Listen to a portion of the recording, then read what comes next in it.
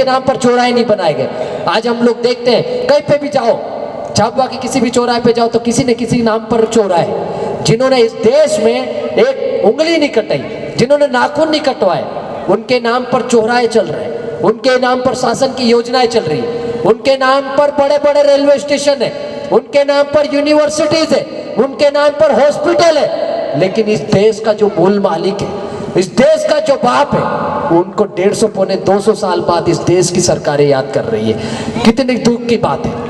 लेकिन ठीक है, देर आए दुरुस्त आए। हमको खुशी है कि आप लोग कार्यक्रम कर रहे हैं, हम गर्व के साथ बोल भी रहे हैं। लेकिन सिर्फ रेलवे स्टेशन का नाम चौराहे के नाम करने से ये बात नहीं बनेगी। हमारे लोग आज भी इस क्षेत्र में गुजरात में पड़े हुए हैं, महाराष्ट्र में गए हुए हैं। हम लोग देखते हैं सुमित्रा दीदी जाती कर्नाटक में, तमिलनाडु में, वहां पर मजदूर हमारे बंधुआ मजदूरों की तरफ गिरफ्त में पड़े हुए हैं। उन लोगों को लेने जाना पड़ रहा है, वहां पर मजदूरी नहीं मिल रही है और ना आने के लिए किराए दे रहे हैं। बंधुआ मजदूर बनाया गया, उनको गुलाम बना लिया गया। सिर्फ कर्नाटक या तमिलनाडु की बात नहीं, देश के ऐसे हजारों केसेस है। कोने कोने में हमारे लोग जो मजदूर करने जाते हैं वह मजबूरी में फंस जाते हैं, आने के लिए किराया नहीं मिलता है, उनकी बहन बेटियों के साथ में शोषण करते हैं, बच्चे छोटी छोटी बच्चों के साथ में बलात्कार होता है।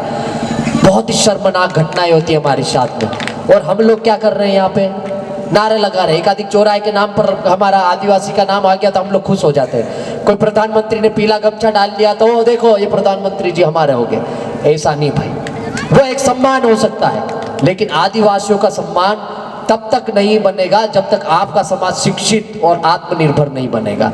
आज हमारा व्यक्ति अपनी ही जमीन से बेदखल होके, अभी भाई साहब बता रहे थे संचालक महोदय, माही डैम में जमीन किसकी? ये ट्राइबल क्षेत्र, ये अधिसूचित क्षेत्र है। 244 एक लागू होता है, जहाँ 13(3) का जिसको हम परंपरागत ग्राम सभा बोलते हैं, उसको विधि का बल प्राप्त है। पेशा एक्ट भी लागू हो गया, लेकिन हमारे ही लोग हमारी जमीन से बेदखल हो रहे हैं। आज उनको मुआवजे के लिए संघर्ष करना पड़ रहा है। रतलाम में भी वही स्थिति है, गुजरात में भी वही स्थिति है, महाराष्ट्र में भी वही स्थिति है। हमारे लोग जा रहे हैं हमारी जमीन से बेदखल होकर ना गुजरात में, महाराष्ट्र में जाके मजदूरी कर रहे हैं, मजबूर हो गए, अपनी जमीन पर मजदूरी कर रहे हैं। मनरेगा में भी बड़ी मुश्किल से 200-250 रुपए मिल रहे हैं, वो भी 100 दिन की रोजगार गारंटी के अंतर्गत भी रोजगार नहीं मिल पा रहा है। तो कितनी बड़ी विडंबना हमारे समाज के साथ में हो रही, और हम लोग समाज को स्वाभिमानी नहीं बना पा रहे। हम लोग आपस में छोटे छोटे भील भिलाला पटला बारेला छोटे छोटे टुकड़ों में, कोई जयस हो गया, कोई अजाक्स हो गया, कोई आकाश हो गया, किसी ने नीला डाल दिया, किसी ने पीला डाल लिया, किसी ने सफेद डाल दिया, किसी ने लाल गमछा डाल लिया, आपस में ही लड़ रहे हैं, मर रहे हैं। हमारा दुश्मन कोई दूसरा तीसरा आदमी नहीं है, हमारे ही समाज का व्यक्ति है हमारा दुश्मन। वो दुश्मनों की सेना का सेनापति बन के उनके लिए काम कर रहा है। वो सामने खड़ा है, हम उसके सामने खड़े हैं, आपस में लड़ रहे हैं, और आपका दुश्मन उसके पीछे खड़ा है। हम लोग दुश्मनों की ही पहचान नहीं कर पा रहे। रतलाम में क्या हुआ, पारा में क्या हुआ, ये सिर्फ ये 15 दिन पुरानी बात है।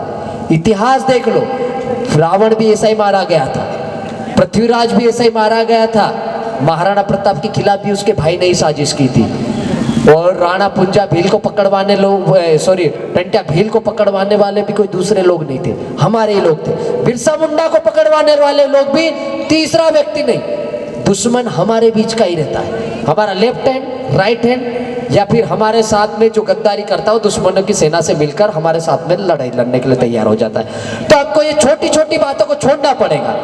छोटी छोटी जाति धर्म क्षेत्रवाद, जातिवाद, पार्टीवाद, संगठनवाद, ये छोटी छोटी चीजों को छोड़कर समाज को समाज नीति से आगे बढ़ाना होगा।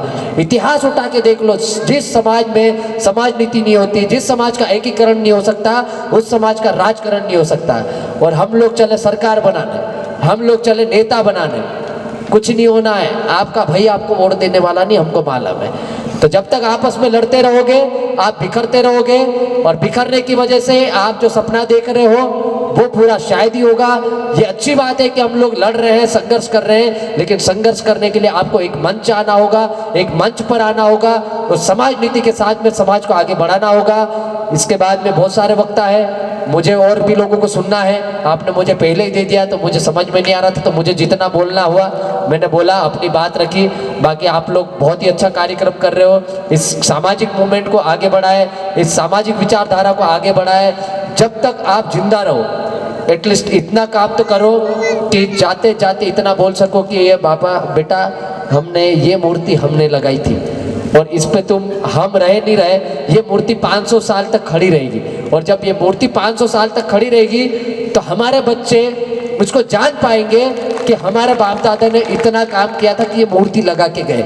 और ये मूर्ति कोई व्यक्ति विशेष की नहीं है, यहाँ पर बैठे हर व्यक्ति ने 50 रुपए दिए, किसी ने 500 दिए, किसी ने 1000 दिए, किसी ने 2100 दिए, किसी ने 5000 दिए। जिसकी जितनी श्रद्धा भक्ति थी, जिसको जितना बन पड़ा, सब ने सहयोग किया। और ये जो मूर्ति लगी है ये आप एक इतिहास है और आप सब इतिहास का एक हिस्सा हो, आप साक्षी बने हो, इसलिए आप सभी बधाई के पात्र हो। आपने मुझे समय दिया उसके लिए बहुत बहुत धन्यवाद, आभार, जोहार, जिंदाबाद, जय भील प्रदेश। बहुत बहुत धन्यवाद।